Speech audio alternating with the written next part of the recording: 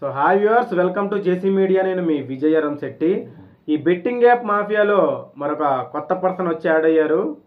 తను ఎవరో కాదు, హాలీవుడ్ ఇండస్ట్రీని సైతం వదులుకొని మన టాలీవుడ్ మీద ఉన్న అభిమానంతో వచ్చి టాలీవుడ్, హాలీవుడ్, కోలీవుడ్, మాలీవుడ్, సాలీవుడ్ అనే ఇండస్ట్రీల భేదం లేకుండా యాక్టర్గా ముందుకెళ్తూ ఉన్నారు మంచు లక్ష్మీ ప్రసన్న.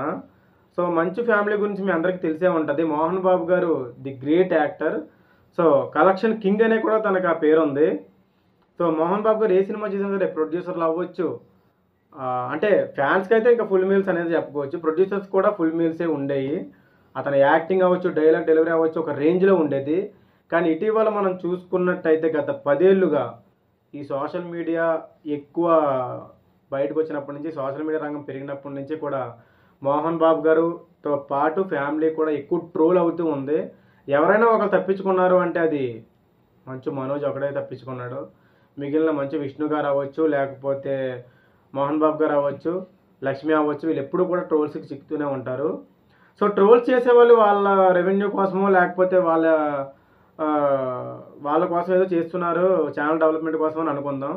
సో ఇవన్నీ పక్కన పెడితే మెయిన్ బెట్టింగ్ యాప్ ప్రమోషన్స్కి వచ్చేసరికి అయితే ఈ బెట్టింగ్ యాప్స్ని లక్ష్మీ ప్రసన్న గారు కూడా కొన్ని బెట్టింగ్ యాప్స్ని ప్రమోట్ చేయడం అనేది జరిగింది. సో తను వీడియోస్ చేస్తారు కదా, ఆ వీడియోస్ అవుతున్నప్పుడు ఆ స్క్రోల్ లైన్స్లో కానీ ఆ బెట్టింగ్ యాప్ని ప్రమోట్ చేయడం, లేకపోతే ఈ బెట్లో మీరు ఇంత పెట్టండి సో ఇలా అవుద్దని చెప్పడం, ఇలాగ కొన్ని కంపెనీస్తో టైప్ అయ్యి ఆవిడ చేయడం అనేది జరిగింది. అది కూడా చాలా ఆ బెట్టింగ్ యాప్స్, మీరు ప్రమోట్ చేసిన యాప్స్ వాడి చాలామంది మనీ లాస్ అయ్యారు.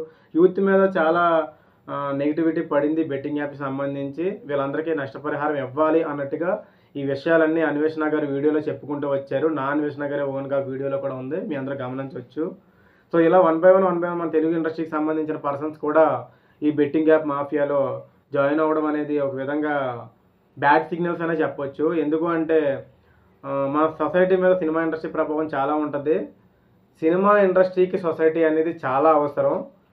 చాలాసార్లు ఇప్పుడు లెజెండరీ యాక్టర్ చిరంజీవి గారు అవ్వచ్చు, బాలకృష్ణ గారు అవ్వచ్చు, వెంకటేష్ గారు అవ్వచ్చు, ఇలా ఎవరైనా సరే ప్రేక్షకులే మా దేవుళ్ళు, సో పబ్లిక్కే మా దేవుళ్ళు, మీరు వచ్చి చూస్తేనే మేము ఈ రేంజ్లో ఉన్నామని చెప్పేసి కొన్ని వందల సార్లు కాదు, కొన్ని వేల సార్లు, కొన్ని లక్షల సార్లు చెప్తూ ఉన్నారు. మరి అలా చెప్పినప్పుడు సొసైటీ మీద రెస్పాన్సిబిలిటీ అనేది ప్రతి స్టార్ హీరోకి ఉండాలి, ప్రతి యాక్టర్కి కూడా ఖచ్చితంగా ఉండాలి.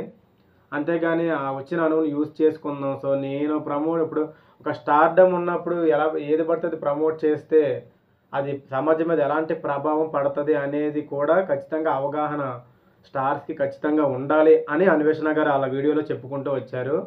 ఎవరైతే ఈ బెట్టింగ్ యాప్స్ వాడి లాస్ పోయారో వీళ్ళందరికీ నష్టపరిహారం ఇవ్వాలన్నట్టుగా అతను డిమాండ్ చేస్తూ ఉన్నాడు. అదేవిధంగా ఇప్పుడు అంటే సోషల్ మీడియాకి సంబంధించిన పర్సన్స్ మీద అయితే కేసులు ఆల్రెడీ నమోదైనవి. కానీ ఈ సినిమా ఇండస్ట్రీకి సంబంధించిన పర్సన్స్ మీద మరి కేసులు నమోదయ్యాయా లేదా, ఇంకా చర్చల్లో ఉన్నాయా ఏంటి అనే సంగతి మనకు తెలియదు. అన్వేషణ గారు రీసెంట్గానే నిన్న మార్నింగ్ ఎప్పుడో వీడియో రిలీజ్ చేశారు. ఆ వీడియోలో మనం చూసుకున్నట్టయితే ఒక 4 మెంబర్స్ పేర్స్ అయితే, 4 కూడా కాదు ఇంకా ఎక్కువ మంది పేర్లే వచ్చినాయి.